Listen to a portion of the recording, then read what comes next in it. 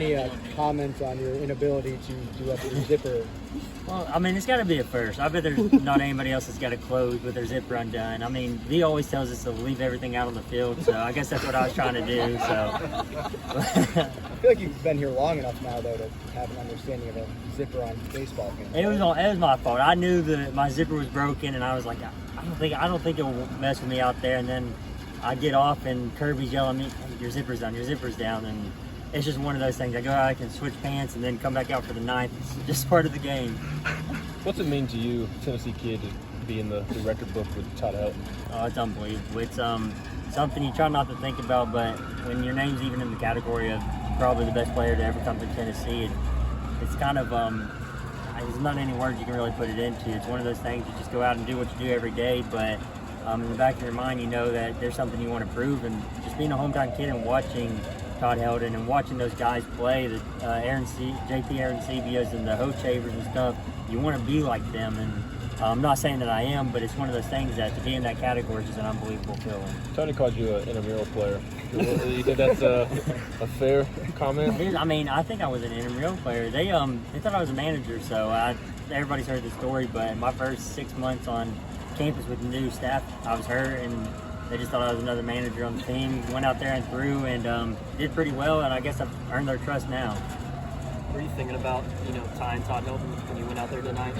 No, I was more thinking about picking up Doe, picking up Kirby and all of them. I mean, Doe pitched unbelievable tonight, and I just wanted to go out there and do my job for him and get him a win because, I mean, how he's pitched throughout the whole year, he deserves wins like that and deserves to pitch in those big situations. And I just wanted to be there to pick up my team and just help him out where I can. What was your initial impression of Chase when he came here in the fall, and were you at all surprised by how well he was able to shut down that lineup today? We remember facing him last year, and the stuff was unbelievable. And the only question was the command, and you can tell by the numbers. I think it's at 9 walks now, which is unbelievable. And just he was my catch play partner in the fall, and it's just not fun playing with him. The ball is hard, it rides, and it's just one of those things. You knew that it was just a naturally talented arm. He started getting a better slider, breaking ball, and change up 4-pitch guy now. And I mean, SEC pitcher of the year, so it just speaks for itself how his work ethic is and just how much he's improved since day one he's got on campus.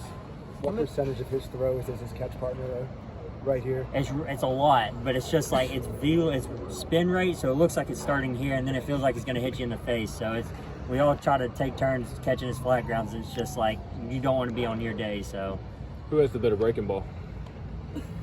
Next question. Redmond, I know that it's kind of been a weird week, but having to wait till like 11:15 Eastern tonight to play a game, how do you kill an entire day like that? What was that like? You just hang out. I mean, for a bunch of us, we sit in the rooms, watch Netflix, walk around the mall. Me, Mark, and Jared Dickey watched Kenobi today, so that was kind of how we passed the time. Just trying to hang out with the teammates. I think that's the biggest part from just kind of what I've noticed is the more you get to spend with your guys, the more you get to bond, like weeks like this, just sit in the hotel in the rain and stuff. That's when your teams become from good to great, and that's when teams really become closer. And I think that's what made our team so close last year is moments like that where you just became close, sitting on these road trips, hanging out, and just learning more about each other. And then once you are close out there, you don't want to mess up or leave anybody hanging out here, so you just play harder for them. One more. Where does this LSU lineup rank in the best you faced this year? It's up there, one of the best. I kind of had a chip on my shoulder from last year, and I think that's why I kind of had a little bit more to me.